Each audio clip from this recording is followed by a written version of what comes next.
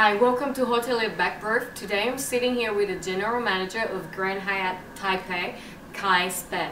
Hi, how are you? I'm fine, thank you. So, can you introduce yourself a little bit before we get started? Right. Well, my name is Kai Speth. I'm the General Manager here at the Grand Hyatt Taipei, and I've rejoined Hyatt in this property just about 18 months ago, and it's my second time at the hotel. I worked here first time from 2002 until 2004 in a different capacity. I've been in the industry since 1981, so that's now well over 30 years. I'm originally from Germany. I carry an American passport, so in the end what I always say, I'm a citizen of the world now. I've been everywhere, and I'm happy to be here today with you. Thank you. Let's get started. The first question, where did you first cut your teeth in the industry? Well, I come from a hotel family background. I'm born into a hotelier's family in Germany. I come from a small town called Bad Kreuznach in Germany, that's near Mainz, Frankfurt. And I worked in the service bars for as long as I can think. I think I was already maybe 7, 8 years old, and I was helping out a little bit on the weekends, you know, in the kitchens. So, and that's how I eventually fell in love with the industry. Of course, my parents were there, and they wanted me to take over the family business. And my father, of course, was a very strong personality, being a hotelier, and he asked me to start grounds up, bottom up, from the kitchen side, becoming a chef, and that's what I actually did. So I did become a chef at about 16, 17 years old, right after middle school, and worked my way up from there. Okay. And what was your first big break? Well, the first big break was getting out of my hometown, right? I worked in my hometown with my parents. Then I worked with a German hotel chain called Steigenberger Hotels in my hometown. So the first big break was getting out of my hometown, and through my father, I managed to get into a 2-star Michelin restaurant in Hamburg, Germany, and I became a chef there. And only 12 months later, again through my father, I was able to move to New York City and work in an Italian restaurant at Rockefeller Center. So I'm very grateful to the early help from my parents, who really kick-started my career. Okay, from a small town boy to New York City, why were you able to make it to where you are today? Why maybe others may have failed? Well, I think it's the dream. You know, I've always had that dream that once I get into this industry, I want to go see the world. I read a lot about hotel general managers. There are some trade publications in Germany that I started to read when I was 14, 15 years old about German hotel GMs overseas and how they made it. So I followed those careers. My first general manager at my very first hotel, that Steigenberger Hotel in Bad Kreuznach, he had worked in Hong Kong and also in the United States. So I was intrigued and I wanted to do the same. So I think what really helped me along was always that dream of, okay, I want to be overseas, I want to manage a large international 5-star hotel one day. And if you have a goal and you have a clear vision, I think you'll find ways how to get there. Okay, can you tell us a little bit about your darkest moment? Well, there are always moments in anyone's career where you feel things are not as nice, where you want to throw everything away, where you doubt yourself, and you might even hate it. Okay, this is tough, and all I can say is here you have to be patient, and you have to really look at the bigger picture and the larger goals in life. One of the not so proud moments in my career were in the early 90s in New York City. I had just become a manager, and it was a very bad time in New York in terms of economy. The hotels were not doing so well, and in America, as soon as the economies are going down, you need to take action. Costs are very high, so I had to lay off people. Okay, and this is a very unpleasant thing to do. Most of the time in New York City, it hits the young staff with the least or the lowest level of seniority, because it's very unionized in New York City. So that's a very tough moment, and sometimes you have to tell very nice people some very bad news, and that's not necessarily something that I'm very proud of. And how did you get through those dark moments? Well, I always tried later on to reassure these individuals that it was not their fault, right? I mean, if that was the case, in that particular case, it was like that. It wasn't their fault. It was just the economic situation in the city at the time, and they were victim of circumstances, not because of any wrongdoing or because of poor performance. So if that's the case, and I felt really bad about it, I was able to go back to them afterwards and tell them, listen, I'm really sorry, and if there is an opportunity to bring you back to the hotel, if the business picks up, I will do so. And I've done it many times, so that helps me to bridge those dark moments. What drives you? Well, to make people happy. I like beautiful things in life. So when you work in a hotel and I walk through the hotel and I feel the aura of the place, that's something that drives me. It drives me when I have a customer who comes and takes the time out to tell me that they had a great experience.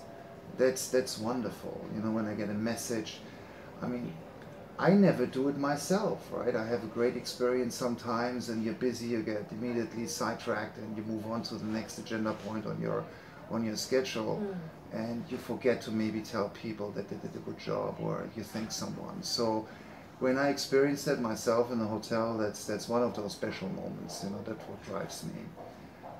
So many things drive me. It drives me to have a project, complete the project, and see the tangible result. So whether that's a hotel opening, a refurbishment, a new restaurant, a new service introduction, just progress and seeing this through and having a positive end result with the team standing behind it. These are all moments that encourage me and make me very happy. Okay. Do you have a mentor? Can you share with us who your mentors are?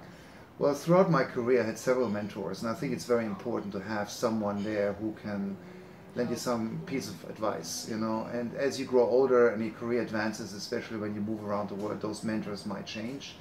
Some of them stay with you, others suddenly come into the picture, but definitely in the very beginning it has been my father, who is himself quite a successful businessman, and of course I looked up to him.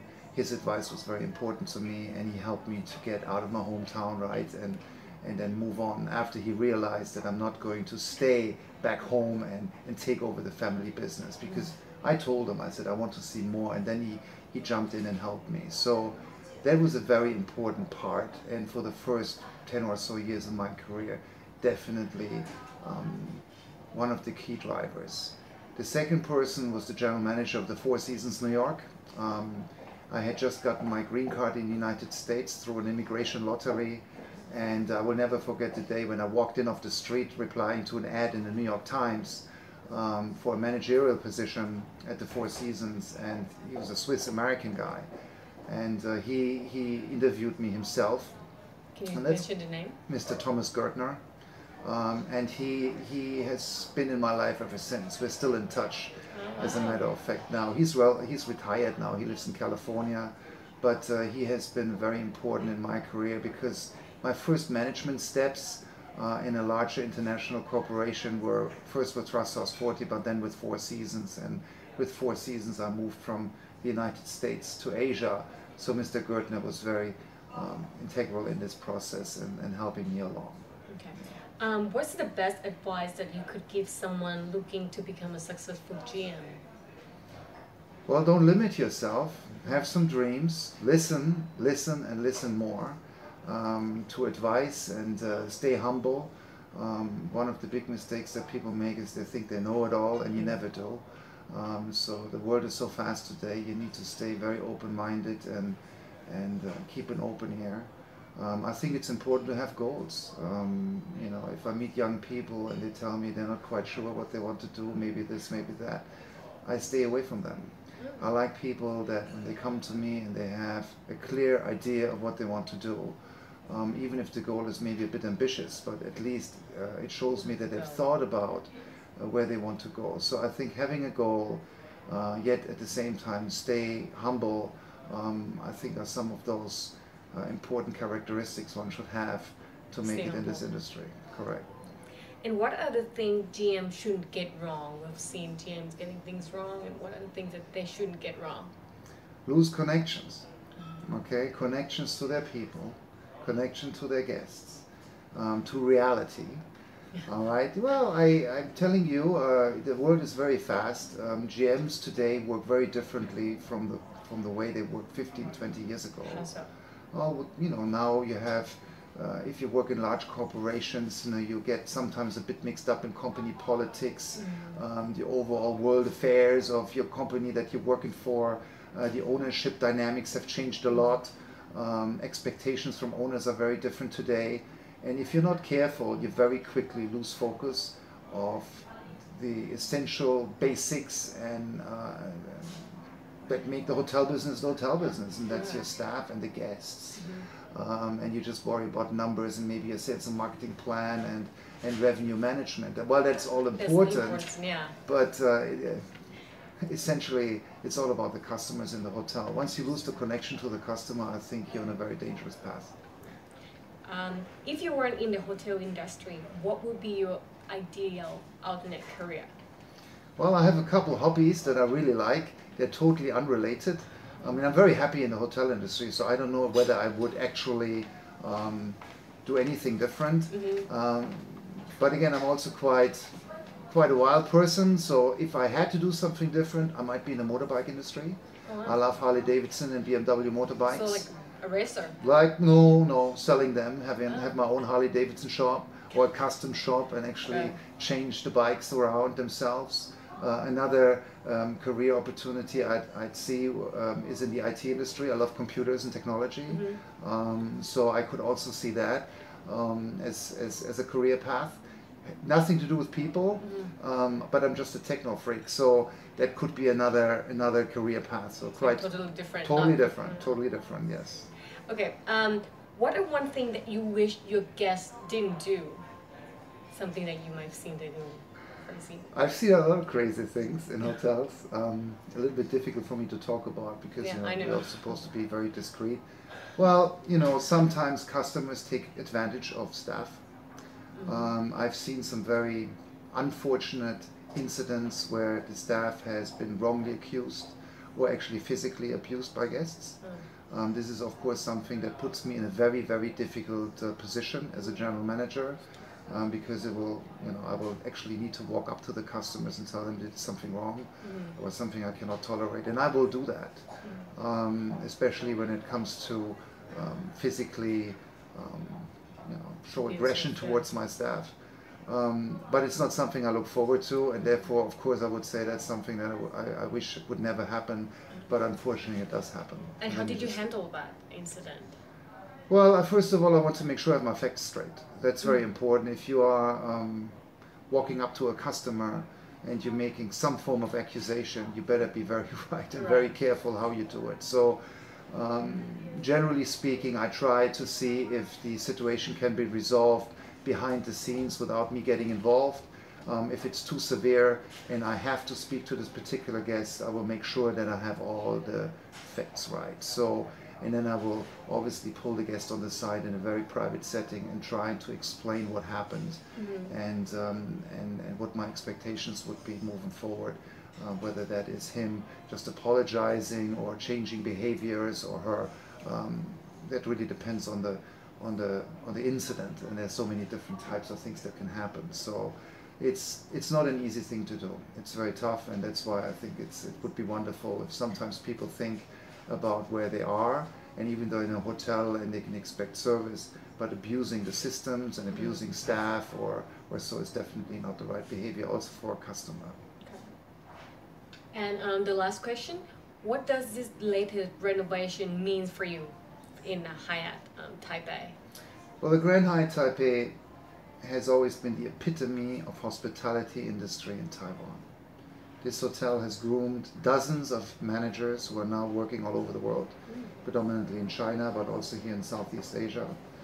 And then for 25 years, this year marks our 25th anniversary, that has never changed. However, times have changed and some new hotels have arrived in the market.